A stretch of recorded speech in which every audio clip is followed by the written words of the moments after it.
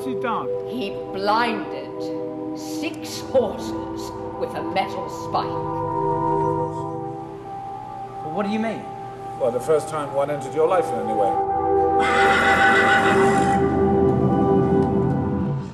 So we're talking to Daniel Radcliffe, the star of Equus.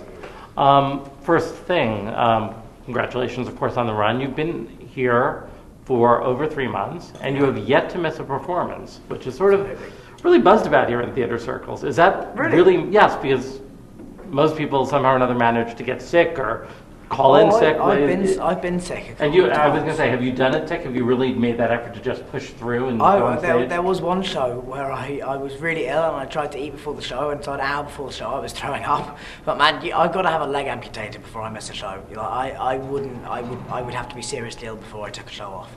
Is that because you think the fans are really counting on you, or just your own work ethic? It's my job. You know, it's like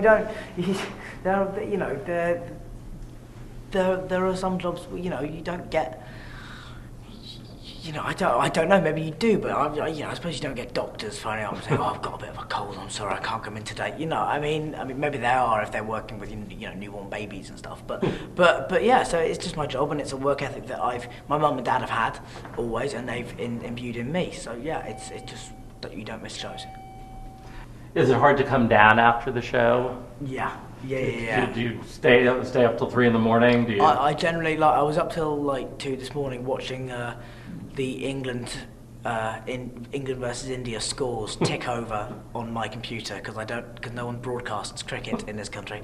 So no. I just watch the scores, the numbers tick over, which is thrilling as you can imagine.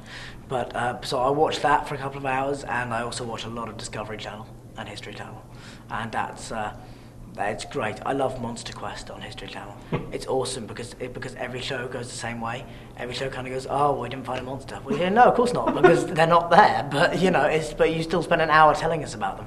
But no, I watched a lot of that stuff. Is that going to be a hard transition to go back from Alan Strang to Harry Potter? I don't think so. I think as soon as I put the glasses on and as soon as I get back on that set, you know, it's just going to be, yeah, okay, here I am again. You know, it should be, hopefully it'll be very easy. Harry is a character I am by now very, very comfortable with.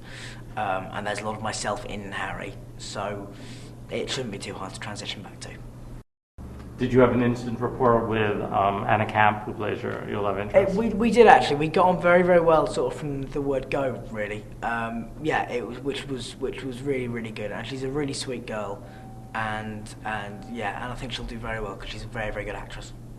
Now, you guys just worked together on the Gypsy of the Year contest, for which you guys came in first in fundraising, which had a lot to do with you, and also first runner-up in on-stage performance. But frankly, something you wrote.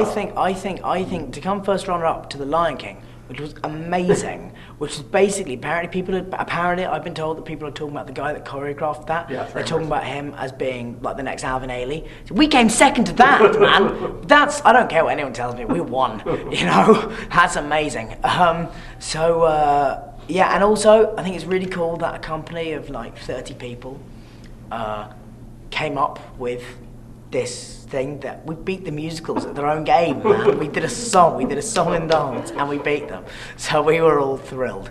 And you made fun of yourself. I mean, a lot of Gypsy of the Year has always been based on making fun of your competition, but you guys really made fun of yourself. Yeah, absolutely. And it was a fun, silly song, and we ended in a kick line, so it was quite old-fashioned, but it was just great. It was just a great laugh. We heard you sing at Gypsy of the Year.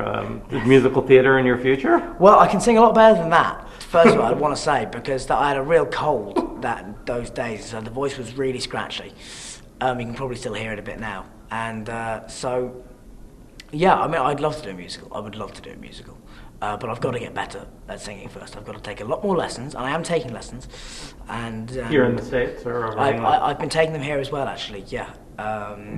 With Jeannie Levetri is her name, who taught Daniel Evans for Sunday in the Park with George. And she's marvellous. And in England I have a guy called Mark Malin who's hilarious, and as Alan Rickman was once quoted saying, he teaches through sarcasm. So he just kind of sits at the piano and insults you till you're good. But he's brilliant, and a lot of fun. So yeah, those two are my singing teachers, and I do ultimately would love to do a musical, yes. Do you make New Year's resolutions? Yeah, kind of, like, not really, no. I mean, I've been asked this question twice in this little thing. And once I said I don't do them because I couldn't think of an answer quick enough. For the other person, I said this, and this will be my New Year's resolution, to make the next Potter film the best it's ever been and to work harder on it than I ever have before. Even though I've worked hard before, I want to make it even better. After Harry Potter finishes, a year and a half from now, would you want to come back here to Broadway and work again? Or? Yes, definitely. I'd love to do it. I'd love to work here again because it's an amazing town, and the Broadway community is a place I want to have in my life for the rest of my life, definitely.